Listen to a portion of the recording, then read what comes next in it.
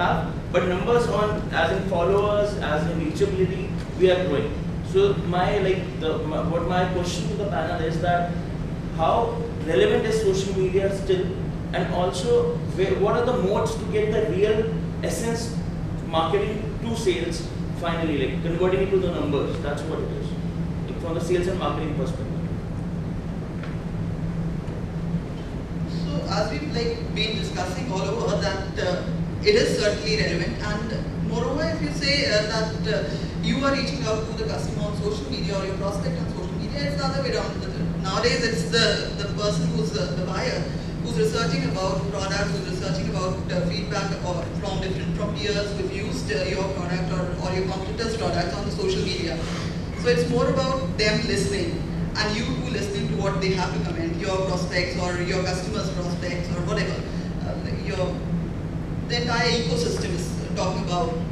So it's more from the perspective of being there in the purview of your prospects. And if you're not on social media, you're certainly losing that chance, because others are present there, they are talking, they're engaging with their prospects, and you're not there. So you're losing out the chance there. And we all know that the stats that 67% of the buying cycle is already over before you actually get in touch with the vendor.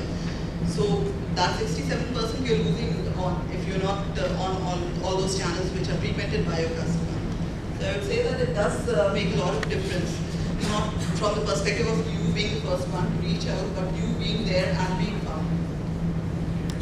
So it's about you walk into a room and you are present when the conversation is happening.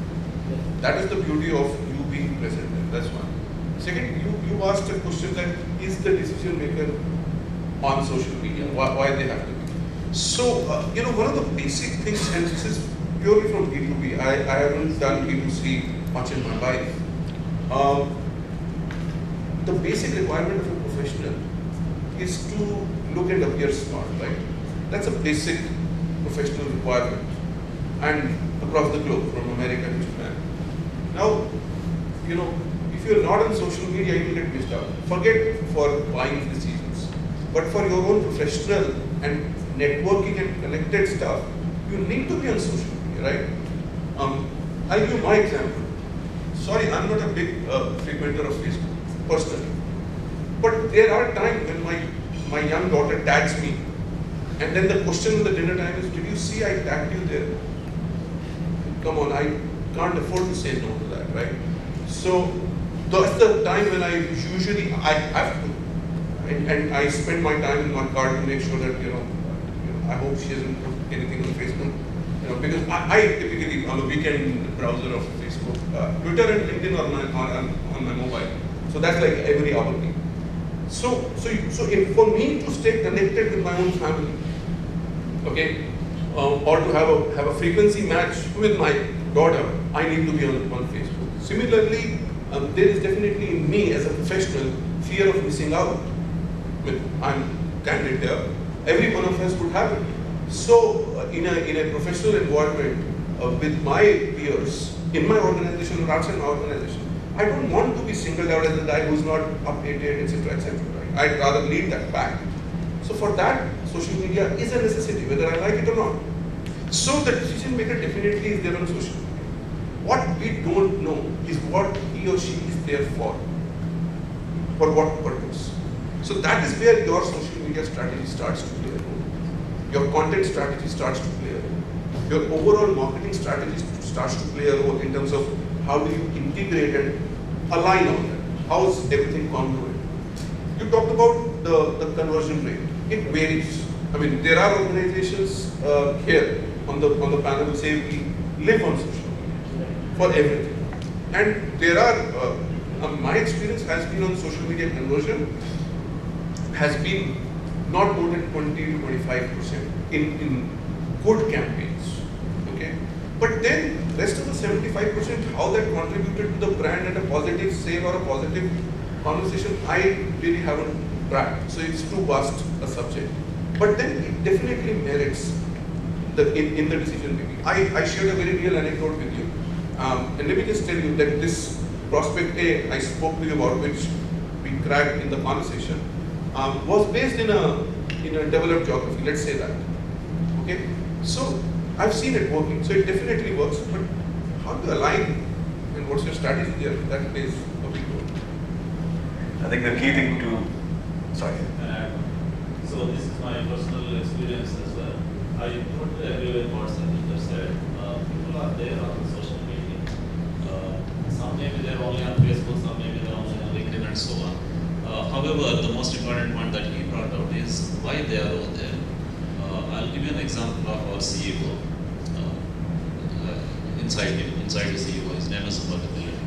So he's a big proponent of social, and he says that there are thousands of emails that hit his email box every day, and he just doesn't read any of them. He just says delete.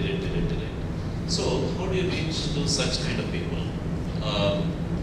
He's on Facebook, but he's on Facebook for a different reason, and he has a passion for cars. He's a racer, and he races. So if you want to reach out to him, you simply can't send an email trying to sell your product. You have to start your email something that interests him. So if you know that he is a racer, then you target your email which will suit his interest, and then you develop a relationship. Then your connections that you talked about come into play. So you probably need to use some kind of tools and software that will mine this kind of information for you from social, and then use your connections. So the insights, connections, and the data that you get from the social channels are the way to target and increase your conversion rates. Thank you so much. Just to add on, I very much appreciate the presence on social media. So you already addressed my question, but the only thing which I wanted to here spell out was from an analytics point of company that I'm coming from, where the sales cycle is let's say from 6 months to 18 months. Therein to generate a lead and then to convert it finally from a social media is a very rarity which I have seen.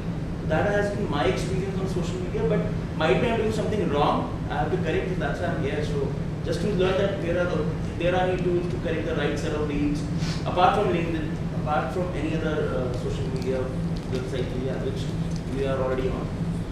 I have an example here. Can I? Yeah, sure. So, one of the past organizations, sales cycle was similar, 6 to 18 months. And so, we went into a bid, we lost it. Okay? Fair and competition walked into the order. Okay? But the lady who was leading this, and this is US geography, she came back and she set up a call with us. She said, this prospect, while we have lost this order, he will buy sooner than later. Okay, sooner or later. We need to keep him warm. That is the business problem that I got from sales. We need to keep him warm. And we use social media just to do that.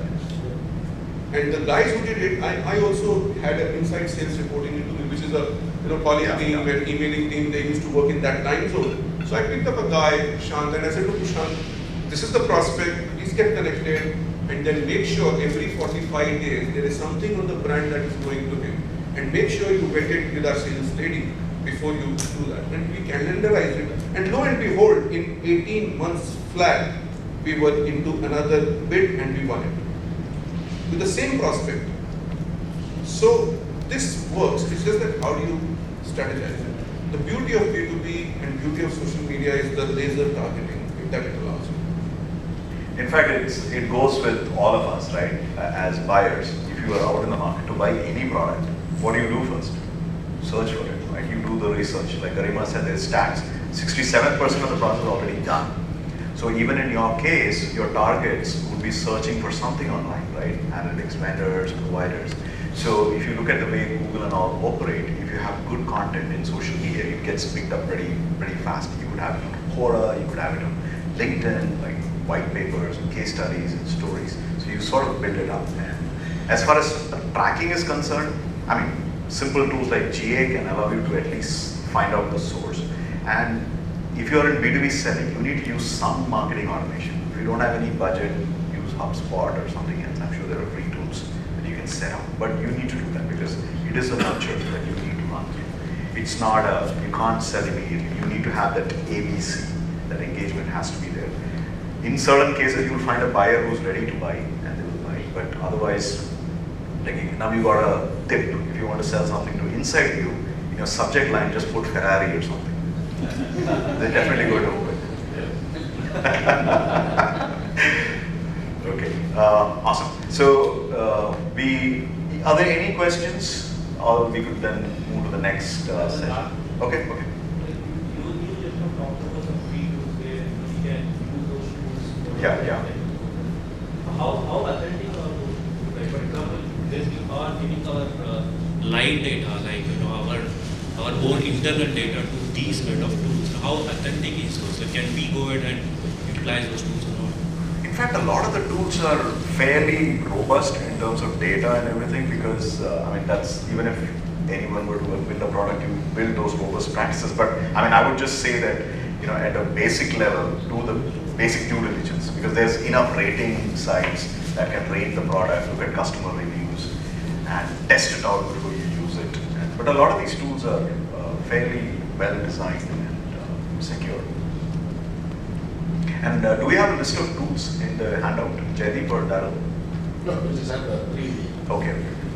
But you can just Google it and find enough, those great infographics with 2,000 logos, right? You can say which tool to use for what. And, okay, thanks again, Satinder and Garima. And in case you folks have questions, I'm sure you guys will be around, so that we have. So we would now move to the next section. Before Over to you. that, may I invite Sheshan to give a small token of appreciation. Actually, it's slightly larger token of appreciation to the panelists and. So meanwhile, I will just leave you with 2 or 3 thoughts. One is that one size certainly does not fit all when it comes to social media. The second one would be that participation is really what drives engagement. You shouldn't be broadcasting and limiting yourself only to broadcasting when it comes to your social media usage. And the third and the most important thing is you should certainly not buy more than what you can chew. So limit yourself to the channels that you really think you can engage on and that can provide you results. Thank you.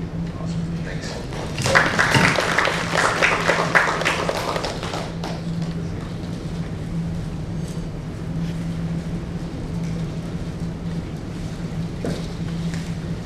Thanks.